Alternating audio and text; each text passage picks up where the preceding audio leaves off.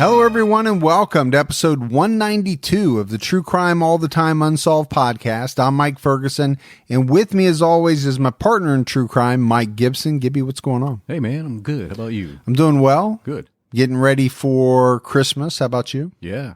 Here comes the holidays. Here comes the holidays. They're here, man. Yeah. They are here. Speaking of that, I think first off, we want to wish everyone a happy holiday. We do. Regardless of what you celebrate. Yeah. Or if you don't have a holiday to celebrate at all, grab a metal pole, call it the Festivus for the rest of us, and go at it. And get some friends and family around you and just have a good time. Yeah. I also want to mention that Gibby and I are taking next week off to spend time with our families. Yeah. So no new episode next Sunday on either True Crime All the Time or True Crime All the Time Unsolved. We'll be back with you in 2021, ready to crank out a whole bunch of new episodes in a new year. Yeah, we will. We have a lot out right now, though. We have a Patreon episode that came out Saturday night on Stacey Castor. What an evil woman. Oh, my gosh. She poisoned 2 husbands, tried to kill one of her daughters, and then blamed the murders of the 2 husbands on her daughter. Yeah. She was something else. She was. And then on True Crime All the Time, we're talking about Ronald Gene Simmons. Gibbs about as bad as you can be. That's a rough one. It's a rough episode. Yeah. This guy murdered 16 people around Christmas in 1987. 14 were members of his own family. It is, I believe, still the largest family massacre in the history of the United States. Yeah, he was definitely a monster. Yeah, absolutely. We continue to see some great support, Gibbs. So let's do some shout outs. For Patreon, we had Sonia Redelac. Hey, Sonia. Patricia Mittuck. Hey, Mittuck. Michelle Davis. What's going on, Michelle? Jamie English. Hey, Jamie. Maddie Sowers. What's going on, Maddie? Brittany Seidel. Hey, Brittany. Belinda Lane. Thank you, Belinda. Molly Prizlasa. I think you're way closer than I am. Yeah. I had trouble with that one when we did it on Patreon. I think I messed it up even more this time. I think you did. Lee Campbell. Hey, Lee. Sarah Spires. What's going on, Sarah? Alyssa Hayes. Hey, Alyssa. Dean Robertson. Well, thank you, Dean. Cam Finley. Good old Cam. Philip Orlando. Hey, Philip. Mikey B. What's going on, Mikey B? Terry Koch. Hey, Terry. Meredith Astrop. Hey, Stropa. Jennifer Marcan. Hey, Jennifer. David Hicks. What's going on, David? Lewis. Just Lewis. Just Lewis. Okay. And that's plenty. Yeah, absolutely. Ashley Turner. What's going on, Ashley? Lauren Jewell. Hey, Jewel. And last but not least, Leanne Kendall. Thanks, Leanne. So we appreciate all that new support. And then if we go back into the vault, this week we selected Renee Poirier. Really? Well, thank you, Renee. Yeah, been with us a long time. We appreciate all the support we get on Patreon. We also had some amazing PayPal donations. Carolyn Burkhart. Hey, thank you, Carolyn. Kate Walsh. Well, appreciate that, Katie. Judy Larson. What's going on, Judy? And Linda McLean. Thank you, Linda. All right, buddy. Are you ready to get into this episode of True Crime All the Time Unsolved? I absolutely am. We're talking about the 1990 unresolved murders of Robin Cornell and Lisa Story, headed down to Cape Coral, Florida. And I use the word unresolved because this is one of those cases where it's technically still unsolved. Yeah. But there's been a lot of movement. There have been charges against an individual. Yes. It just hasn't made its way to the point where someone has been convicted. Yeah. So we're just in that middle ground of unsolved and solved. Yep. So that's where we are. But let's go back to September of 1989. Gibbs, where were you in September of 1989? 1989, man. Let me think about this. I was driving for UPS. Were you? Yep. I would have been a sophomore in high school. Yeah. In 1989, probably just starting to drive. Yeah. I would have been 22 years old. Living it up. Living it up, man. Living the dream. Wearing the brown short shorts. That's right. Got a package for you. Got a package, people. Yeah. So September of 1989, this is when Jan Cornell and her 11-year-old daughter, Robin Marie Cornell, moved into the Cape Coral Courtyards condominiums at 631 Southeast 12th Avenue, Unit 100. Jan worked at the Cape Coral Hospital as a lab technician in the outpatient area. Her new townhouse was right behind the hospital, which made it very easy for her to commute to and from work. Hey, anytime you can get up, go out your door, and walk across the street to work, it's not a bad thing. No, you don't have to fire up the car. No. Oh my gosh. Speaking of that, I think I figured it out. I might have driven less than 500 miles this year. I'm not surprised. Almost hard to believe, It is. but Yeah. I don't leave the house very much. And, I'm surprised it's that much. Before COVID, I would have driven much more, but Right. I just don't leave the house all that often. No. Robin was a fifth grader. She attended the Tropic Isles Elementary School. Robin made friends very quickly at her new school. She was a cute little girl with brown hair and blue eyes. Her school friends said that she was fun to hang out with after school and on weekends. She loved hanging out, playing, talking with her friends. She was a good student and she was a good athlete at a young age. Robin loved being outside. She loved nature and she especially loved animals. One of Robin's friends told a story about how Robin found an injured bird that fell down from its nest. She picked it up and she nursed it back to health and then eventually set it free once it had healed. How amazing is that? Well, it's pretty heartwarming. Yeah. I would have been told, hey, put that down. You're going to get lice or something from that bird. Bird flu or Bird something. flu. Yeah. Well, it's nice to be talking about a young person with a love of animals who is taking care of them versus on True Crime All the Time, we're talking about serial killers who torture animals. Right, exactly. And here's a good example of different personalities. Yeah, here's the exact opposite of that. 32-year-old Lisa Marie Story grew up in Dayton, Ohio. Hey, local. Yep. Yeah. Exactly where we are. After getting through school, she wanted to get where the weather was always warm, so she headed to Florida. And how many people did we grow up with after they got through high school and or college, took off south? Well, a lot because, the winters here are brutal. Yeah. We're getting ready to go through one. We've already had some snow and it's cold and it's just going to get worse. Yeah, I think half of my class lives in Sarasota. It would not surprise me. Lisa had been in Florida for some time and she had a pretty good job as a secretary for West Coast Health Foundation, which was part of the Cape Coral Hospital. Lisa was known to be a very nice woman, a hard worker. She was soft-spoken, but she loved to joke around.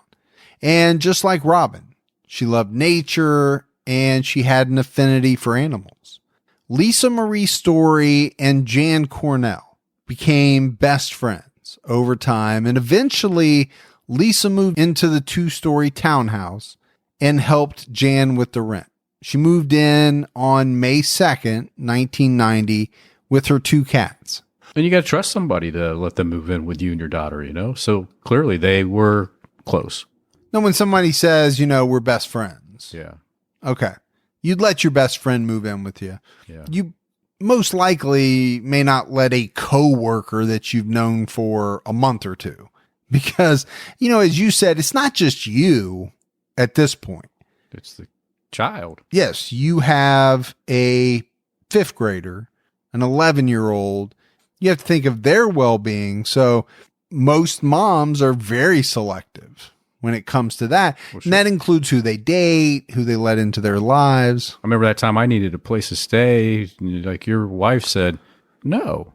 No, because we don't trust you. Yeah. How many times have I said that? She said he can park his car in the driveway and sleep out there, if you want to bring him some food out or something. But no, he's not sleeping inside the house. We have to be very careful about who we trust and who we let in the house. Yeah. The first week of the 3 living together went well. Lisa and Robin hit it off. And Lisa was able to watch Robin while Jan was working. On May 9th, 1990, Jan went out to dinner with her boyfriend and then back to his place to watch some TV. Lisa told her that she would watch Robin. Hey, don't worry about it. I'll take care of it. The next day, May 10th, around 4 a.m., Jan woke up from a deep sleep. She had fallen asleep on her boyfriend's couch. I don't think she meant to, because she was due to report for her shift at 4:30. So she rushed home to change for work.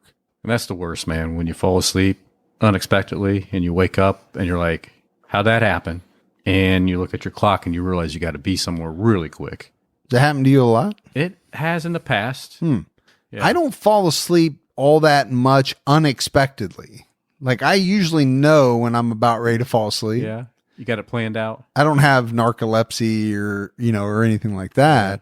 But I get what you're saying. Yeah. I've dozed off on the couch before. And I have done that, but I don't know that it's been unexpectedly, because I've laid down on the couch and with pretty good knowledge that I might fall asleep. Your plan was to hopefully fall asleep. So Jan rushed home. She got home about 4:15 a.m., but she couldn't get inside her townhouse. Both front door locks were bolted. And this was strange to her, because she had specifically told Lisa, don't use the bottom lock. Well, it's because she didn't have the key for that bottom lock. Yeah, she only had the key for the top one. So as she was trying to unlock the door, she thought she heard footsteps inside. Jan knocked, but no one came to let her in, so she decided to try the sliding glass back door. When she got back there, it was wide open. So I think, as anybody would be, Gibbs, 4:15, 4:30 in the morning, you're very concerned. Sure. And Jan was, but she thought, okay, maybe Lisa let her cats out and she forgot to close the sliding door. Yeah. But when she stepped into the kitchen, Jan found photos of Robin and her older daughter, Jenny, who no longer lived at home. The strange thing about it was the pictures had been taken from the living room, and they were carefully arranged on an ironing board. Which is bizarre. Well, she definitely thought it was. Well, if it wasn't her, why would Lisa do that? Or why would Robin do that? So, I mean, it would have to be strange. So Jan went upstairs to check on her daughter and change for work. As she stepped inside her bedroom, she saw her daughter, Robin, lying on the floor at the foot of the bed. Robin's underwear had been ripped off, and her nightgown was pulled up and wrapped tightly around her neck. Gibbs, this was a horrific scene. She had been severely beaten. When Jan reached out to touch Robin, she was very cold. Jan called 911 and started to try to revive her daughter. Gibbs, Jan was screaming so loud that her neighbor, Madeline Munch, heard her screaming, my baby, can't somebody cover her up? Why doesn't somebody cover her up? Madeline then heard her scream, the fucking neighbors, why didn't they wake up? And I understand what she's trying to say, right?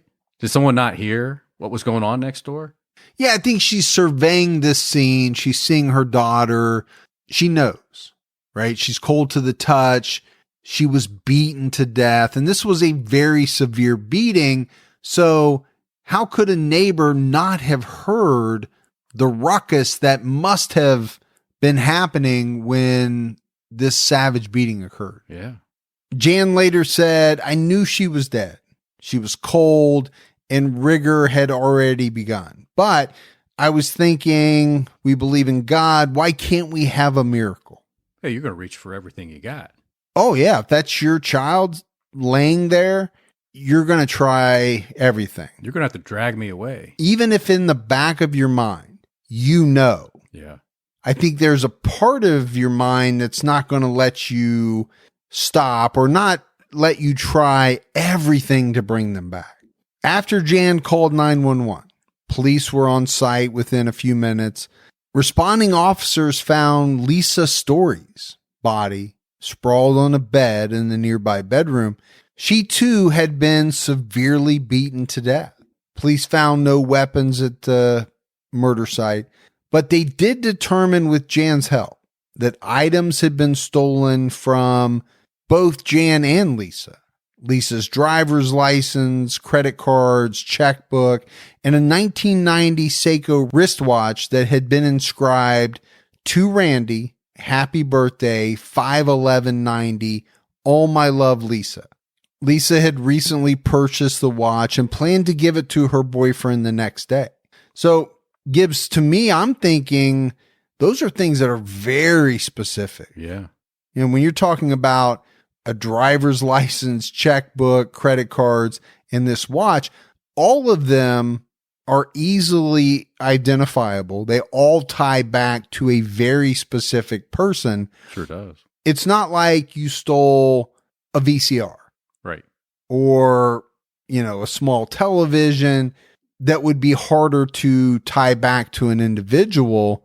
I mean, you're talking using somebody's personal credit card, checks. Investigators are going to know when that happens, right? They're going to know when those items are used. And if they ever pawn or sell that watch, because what's engraved on the back, that will come back to this case as well. Yeah, it's some strange things to steal just based on how personal they are and how easily tracked some of these items are. The police found some Marlboro Light cigarette butts that did not belong to Jan or Lisa. They found a few other items as well, but they didn't disclose all of them at that time. The police determined that the killer placed the photographs of Robin and Jenny on the ironing board to taunt the police. They also believed that the killer showered there at the townhouse because the shower was still wet when they arrived. It's a bold thing to do. I mean, I think you have to feel pretty confident that nobody's going to be coming home anytime soon. Yeah, I get it. It's 4:00 in the morning, 4:15 in the morning. Are you thinking somebody's going to come home at that time? Probably not. Right. Also, I think with how severe both of these beatings were, this perpetrator, this killer, most likely was covered in blood. Mm-hmm. My assumption is that their thinking was, I got to wash all this blood off me. I can't walk out of this townhouse and look this way and be spotted by someone who's going to say to police later, oh yeah, I saw a man or whoever covered in blood. The Cape Coral Police Department called in the Florida Department of Law Enforcement, who used advanced laser technology to scan and capture footprints, fingerprints, and other items at the murder scene. The state's attorney's office was also on site. It was determined that the killer broke into the townhome through one of the bedroom windows. And I don't think that was a tough determination to make, Gibbs. They saw where the killer had torn the corner of a screen out. Yeah. And I think that's what led them to come to that conclusion. After performing the autopsies, the medical examiner determined that the victims had both been suffocated with pillows and sexually assaulted post-mortem. Which is sick. So what, now we have necrophilia involved? Yeah. I mean, obviously this was a sick individual. Severely beat a child and a woman to death. Now, after the medical examiner's findings, we learn that he smothered them with pillows and sexually assaulted them after they were dead. And investigators came out and said that they believed that the killer looked at pornographic magazines after the murders and then violated the victims' bodies. Police came out and said, you know, we're dealing with a very deviant person. And I think that's kind of saying it mildly. Yeah. If you ask me, this is one sick SOB who I would say if you're capable of doing these things, there's not much that you're probably unwilling to do. Yeah, I don't think there's anything that's going to hold this person back. No, where's the line? Where's the limit? Where's the boundary? Yeah. I think with an individual like this, pretty safe to say there aren't any, or, you know, I just don't think they exist. And I make the argument that this person probably is not going to stop most likely, in most situations, based off of a lot of the cases that you and I do on true crime all the time, Right. it's pretty clear that someone that can do something like this, they got something from it, Right. and they're going to want to experience that again, as sick as that sounds. And maybe more so. Maybe they're going to get bored with something like this and want to push their limits a little bit. We've seen that in the past, too. Yeah, unfortunately, you're absolutely right. And it's, you hate to say get bored, Yeah. but I get what you're saying, because we see this with killers. They get excitement, enjoyment, they get something, whatever you want to call it, out of doing something so horrific to most of us. We Yeah. can't even comprehend it. But after a certain period of time, I often compare it to a drug. They don't get the same high. They don't get the same level. So they have to up the ante, for a lack of a better word, and they have to do something even more horrific, which is unbelievable. Yeah. During their investigation, the police had reports of a suspicious vehicle in the condo complex the day before the murders. Debbie McGillicuddy told police she saw a beige and brown Ford Bronco or Chevy Blazer parked in an illegal parking spot. Then she said it was driving around the complex, and she added that the driver was wearing a red baseball cap. Gibbs, the hospital was devastated by the news of the murder of Lisa and the murder of Jan's daughter, Robin. It was felt throughout the hospital as well as throughout the community. Yeah, we got to think about how big this hospital was, and it employed a lot of people from the community, plus just the community in general. How shocking to hear that not only did Lisa die, a 32-year-old woman, but an 11-year-old girl. It'd be hard to stomach. I think when you have a double murder with details as shocking as these were, people are going to be outraged. They're going to be scared. They're going to run through the gamut of emotions. Robin's friends couldn't believe that she was gone. Robin's 18-year-old sister, Jenny, was devastated that someone murdered and assaulted her little sister. Jan swore she would never stop looking for the person who killed her daughter and roommate, and she was determined to make sure they were punished. As I think any mom or parent would say. Yeah. Right? I feel like I would turn into the Punisher.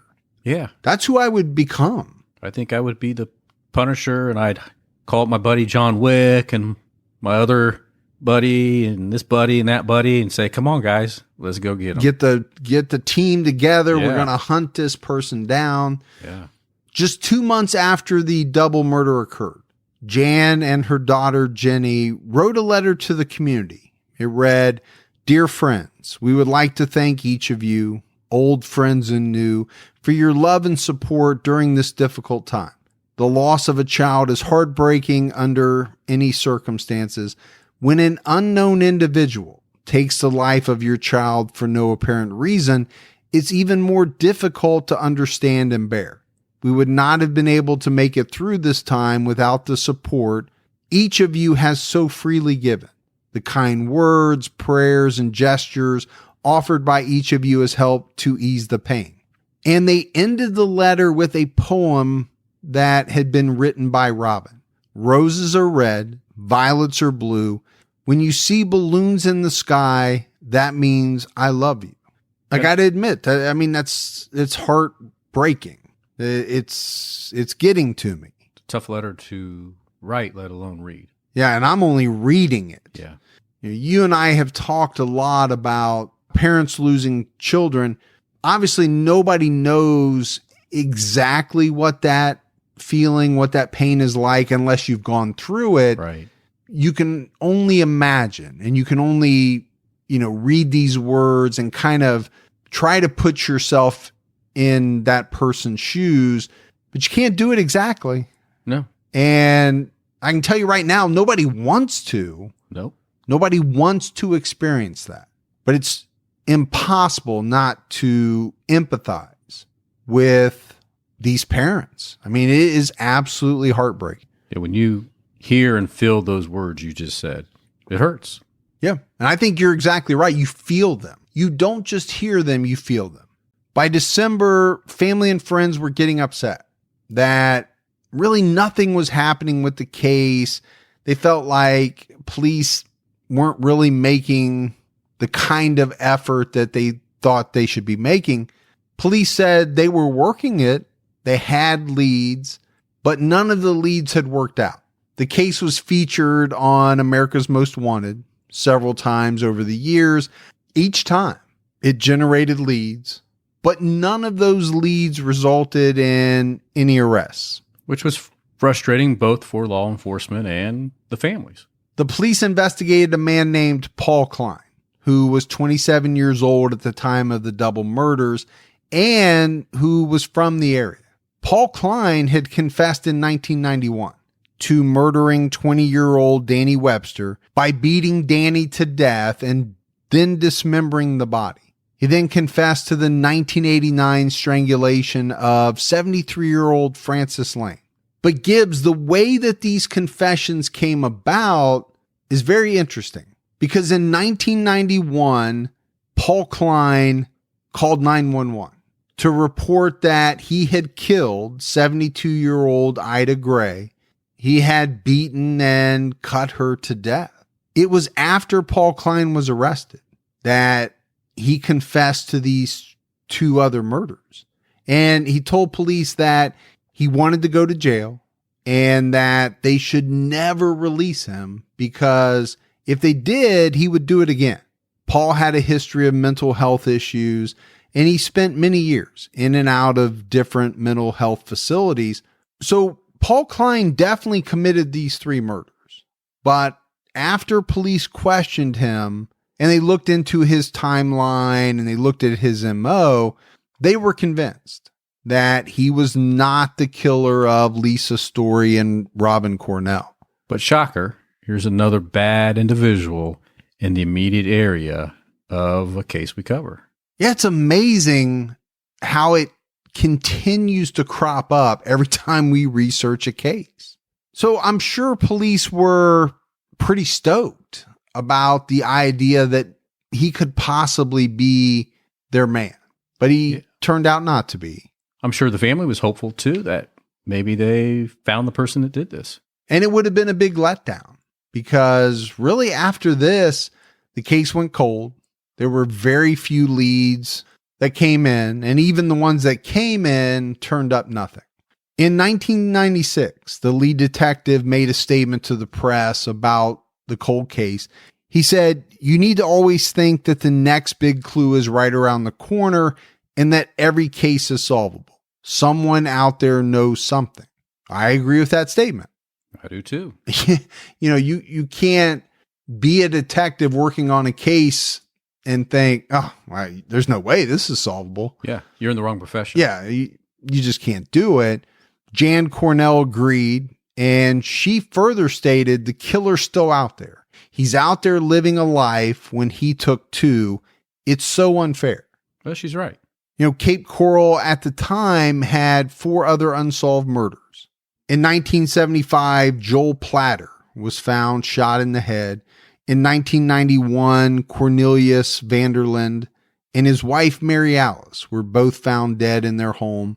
Cornelius, who was 71, was shot 3 times in the living room, and 69-year-old Mary Alice was shot once in her bedroom. Then in 1992, police found a Jane Doe, heavily decomposed, inside a wooded area just within the city limits. They estimated that she had been murdered sometime between 1987 and 1990. Her cause of death was a gunshot wound to the head. See more bad people in the area. There's bad people everywhere. We know it. I know. But it's a scary thought. It really is. In March of 2005, the Cape Coral Police hired a detective full-time for a 6-month period to investigate the double murder case. And that was it. That was all this detective was supposed to do. Put all your energy, efforts, everything into the reviewing and following up on this case. And I know that this gave the victims' families some hope that this individual might be able to develop something that would lead to the capture of their family member's killer. Yeah. The new detective was also excited because he knew back in 1990, they collected some pretty good evidence that could eventually pinpoint the killer. They had some DNA, blonde hair samples, a pair of men's socks, and a designer keychain with keys to a Toyota and 2 house keys attached. Based on some of the evidence, the detective knew that the suspect's blood type was type O. He was a white male, and he believed that this person lived or worked in the area. The DNA samples were loaded into CODIS, the national DNA database. Investigators spent the next 11 years ruling out suspects. The case was handed from one investigator to the next, but it really didn't matter who received the case. No one that got it was willing to give up on this double murder. And you know that the victims' loved ones, especially Jan Cornell, were going to give up. No, she's a trooper, man. And Gibbs, I know we've been talking about Jan a lot. We didn't find as much information on Lisa's family. We didn't see his, statements from them. So I don't want to make it seem as though we're giving more airtime to Jan. It's just we didn't have as much information from Lisa's family. No. And Jan was definitely out in the forefront. Yeah, she was very vocal. Yes. And in 2014, Jan held a press conference. She said, "I'll never stop until I find out who hurt them." She said she places fresh flowers on her daughter's grave every weekend and has since she was buried. That's touching. It is very touching. You and I just did a Patreon case, an episode where, they did surveillance on a victim's family member. Right. They suspected this victim's family member. Yeah. And one of the telling things was that she had not visited her husband's grave in the 2-year period since he died. Not once. Not once. And here Jan is going to her daughter's gravesite every weekend. Which is what police expected this woman to do. Yeah. And when they didn't see it, it just added to their suspicion. Yeah. But how heartbreaking too, right? Because every weekend that you go, it can't be easy. No, and it can't be easy knowing that your daughter's killer is still out walking free, right? Bad enough that you have to go visit your daughter. You don't have her with you, but you have to go every weekend and say, we still haven't found this person. Right. But remember, she made a promise right after she found her daughter murdered that she was never going to give up on trying to find out who killed her daughter and her best friend. But by 2014, when she's at this press conference, I think Gibbs, some things started to sink in. Yeah. She started to become concerned that, okay, maybe they'll never find this person. She said, I'm getting older. What happens if we don't find out what happened to them before I die? What if people forget? I don't have another 25 years. And I think, you hear those words and it gives you some insight into what a victim's family member is thinking, especially in these unsolved cases that drag on because people age. Yeah. When you're talking about cases that go 20, 30, 40 years, as parents especially get older, they have to be thinking that same exact thought. Yeah. I don't know how much more time on this earth I have left. What if they don't find this person before I die? I can't go out not knowing who's responsible for the death of my child. And secondly, on top of that, after I go, they just forget about her. Will nobody push? Will nobody keep it, fresh in the press? Will it just go away like it never happened? Yeah, because if I'm gone, who's left to pick up the mantle? Yeah. And push it forward? or keep on the police. Right. But Gibbs, it would not be another 25 years because investigators got a break in the case after more than 2.5 decades. On August 27, 2016, 54-year-old Joseph Zieler of North Fort Myers was arrested for aggravated battery against his son.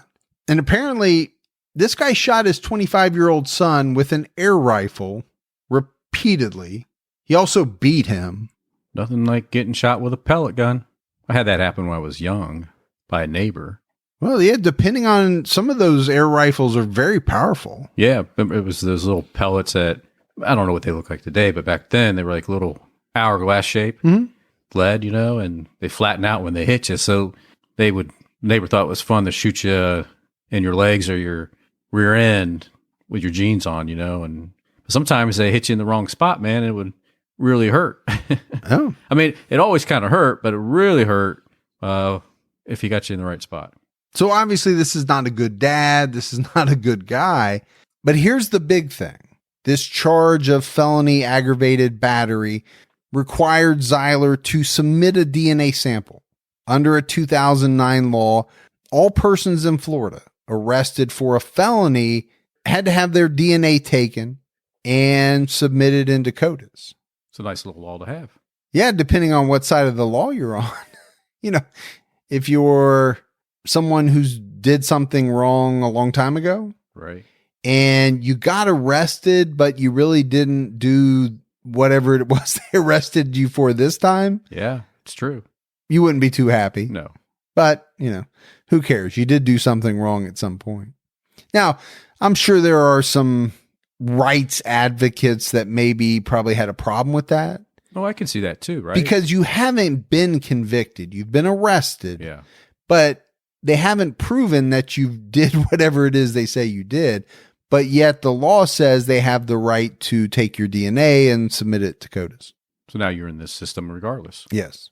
The Lee County Jail took Zieler's DNA, and eventually it was matched to evidence taken from the murder scenes of Robin Cornell and Lisa Story. According to investigators, Zieler, who was 28 years old in 1990, had a prior arrest record. And then just 2 months after the double murders, he was arrested for multiple crimes, including dealing in stolen property, battery on a police officer, resisting arrest, and carrying a concealed firearm. I'm not really surprised, right? I mean, if he was willing to do what he did to Robin and Lisa, this is minor. Yeah, he's probably not too worried about carrying a concealed firearm. He was convicted of the charges and he served some time behind bars, but no DNA was collected from inmates back then. Fast forward to September 2016, Joseph Zieler, who was at that point charged with 2 counts of first-degree murder, 2 counts of sexual battery, and 1 count of burglary, was ordered held on a $500,000 bond. And Gibbs, this is where we get into the area of this is an ongoing case, right? This is why we called it unresolved. Technically, it's still unsolved, but we're calling it unresolved.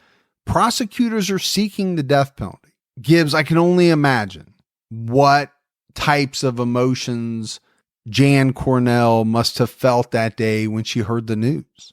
Jan later said in a press conference that she had never met Joseph Zieler and did not believe Lisa had known him either. She then said, if he never got in trouble, this case would never be solved. This is the beginning of the end. I want my daughter and my friend to finally rest in peace. Man, she's exactly right. If he didn't get in trouble, that DNA would never hit that system. Yeah. Now, technically, it's not solved. I get what she's saying. Right. But you'd have to say things are not looking good for this guy. Right. And if for some reason he's not convicted, I think you got to feel pretty good inside that you know who did it. Maybe through the court system, it didn't work its way out the way you hoped. But if they have solid DNA, which it sounds like they do from what they're saying, it should be done deal, right? It should be, but I don't know how you're going to feel very good inside if there's no conviction. Well, but at least you know what happened and who did it. That's part of the mystery, right? Of course you want them to pay for their crime, but at least you know there's not some other random person out there. Jan went on to say, I feel in my heart that there is a God because I prayed for this every day for 26 years and could never let go of how he tortured and killed my baby and my friend. I never lost faith and I never lost hope that someday we would all know who killed my beautiful daughter. Now they can rest in peace. Their day for justice is here. Gibbs, we talk about it all the time. 26 years for a parent who probably spends the majority of their waking hours thinking about nothing else but their lost loved one and what are the police doing? Yeah. When are we going to find this guy? It would be exhausting. I know it takes a toll, a very tough toll on these parents. Yeah, you think about 26 years. Robin was 11 years old at that time. She would have been 37 when Jan made that statement. Yeah, that's tough to think about. Joseph Zieler is in jail, awaiting his trial. He's fighting the charges, trying to say that it's not his DNA, he's innocent. Zieler and his state-appointed public defender hired an expert in DNA and serology to prove that Zieler's DNA is not a match from what was taken at the 1990 double murder scene. Zieler's also claiming he was set up. Of course he is. None of the fluids checked are his. The fingerprints found were not his. At one point, Zieler tried defending himself pro se, and he asked the court for an iPad so that he would be able to work on his case. That was denied. And rightfully so. I don't think they want anybody to have electronic devices in prison. We're not handing out free iPads to killers. No, we should not be doing that.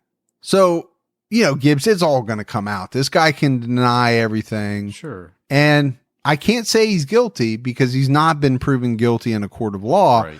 But the science is there.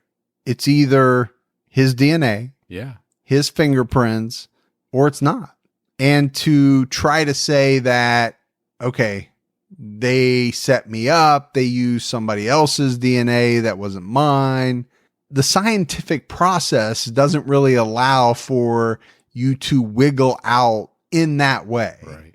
Because it's either your DNA or it's not. They can test you again. Sure. They're going to know. So let the state experts and his defense experts battle it out in court. But at the end of the day, I think we know where we fall on this one. He was scheduled to be in court on October 27th for a pretrial hearing. There really hasn't been much information about that hearing. It could have been delayed. There could be a trial date that's been set, but we didn't see it. Obviously, if we find out, we'll give an update. We've had to say this in a lot of the unsolved cases like this, where there's things pending in court. Yeah. The COVID-19 situation has thrown a lot of stuff into flux. It's pushed a lot of things back. Sure has. I think, as you were saying, Gibbs, most people will feel good that this case is pending trial.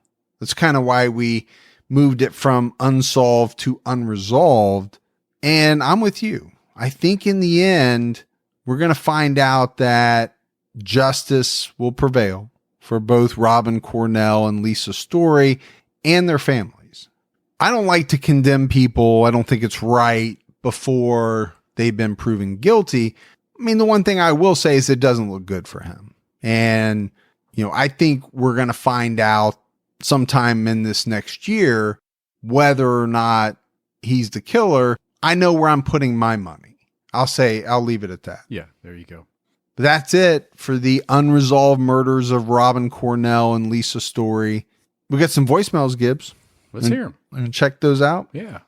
Hey, this is Travis from Overland Park, Kansas, and I just wanted to send out some love to you guys, and I guess the whole competition, I guess I'm Team Gibby just because I relate to him more, and I love a good K-bar, and your show is amazing, and I love the unsolved crimes. I think I like true crime unsolved better because that's the mystery, and I like the idea that we can still solve it. And oh shoot, I guess that's all. I was looking for different cases and stuff, but that's really all I have to say. I love you guys so much, and I guess Team Gibby all the way. And have fun, and thank you so much for what you do. I appreciate it. Love you. Well, we appreciate that, Travis, very much. He would love the K-bar that you got me for Christmas. Oh, yeah. That sweet. Is a kick-ass knife. It is nice, man. I'm really enjoying it. Yeah. Use it to cut your Thanksgiving. I mean, not your your Christmas turkey, ham, whatever you're cooking. Do you know what month we're in? I don't know. I really don't. I still have that COVID brain fog. Yeah. That's my excuse for everything for the next 6 months. I've been using it to cut my daily ribeyes. There you go. Oh, it does a good job. Oh, it does. It'll slice right through anything. Hey guys, this is Josh calling from Central Ohio. Just wrapped up the latest episode and just wanted to say thanks for it, guys. I really appreciate you. Love the show. I listen to you guys while I'm in the gym working out, and it really occupies my mind while I'm on the treadmill or lifting the weight. I just wanted to say thanks again for everything. It's a great show. Probably my favorite one out there. I can't pick a team. You guys are great together. So, Gibby, Bird, and shout out to Mike Morford on criminology. All the Mikes are great. Take care, guys. Keep your own time kicking. Hey, do 2 more reps. You can do it, man. Come on. Yeah. 2 more. So, push it. So we appreciate that. And I know Morph will appreciate that if he hears it. So I feel like we do help quite a few people work out, Gibbs. Yeah. Nobody's helping me work out. I need somebody to motivate me to work out. It's not the fact that you don't have the right type of equipment. No, I have everything. You have a mini gym right here. That's why I use the word motivate. Yeah, you just need to walk. I didn't say somebody buy me some equipment. You need to walk over there, put those fancy bike shoes on, jump on your fancy bike, and pedal away. It's what, 15 feet away from us? That. That's what makes it all the worse. It's literally staring at me, saying, "Hey, you could ride me if you want, but you won't because you're lazy. You know what?" Yeah. So but it looks good there. It does. It's impressive for sure. It's impressive. Okay, Mike and Gibby. This is someone in Alaska, and I was listening to your Green Vegas story where Gibby was like, yeah, we already got rid of all the Pinto people or whoever they were, and now we're going to get rid of the Vega people, and you guys decided nobody ever drives Vegas, and one day I'm going to actually send you a picture of my Vega that I have. It's a 1972 that was actually custom made for me. It's a very impressive car. You would like it, but I was going to tell you guys that not only do I have a Vega, and that you're not losing me as a supporter because I think you're really awesome and I look forward to it. But if you go out to Facebook and you look up Vega Nation, you will find I actually really love their Vegas. And so I just thought it was really funny, especially because when I went back to the Vega Nation after listening to your podcast about it, the first thing that popped up was this bright green Vega station wagon. And so I was just laughing. I just thought you guys should take a little bit of a time to have a laugh and to realize that you guys might think they're worthless, but holy cow, when you find out how much people love their Vegas, you're going to be shocked. All right. Thanks, guys. Keep your own time ticking. Yeah, you got to have a good sense of humor if you own a Vega. Yeah, you do. But so if you have a Vega today, and she said it was custom made for her too, by the way. Sweet. But if you have a Vega today in good condition, well, you got something. Yeah, you do. If you were driving a Vega back then, I think that's what we were getting at. Maybe. I don't know. Yeah. I don't even remember what we said. I think it's weird that her name's somebody too. How weird to have that name. Yeah, it is weird. It's somebody. Well, at least it wasn't nobody. That's true. Yeah, she had me laughing though. That was fun. Yeah. All right, buddy. That's it for another episode of True Crime All the Time Unsolved. So for Mike and Gibby, stay safe and keep your own time ticking.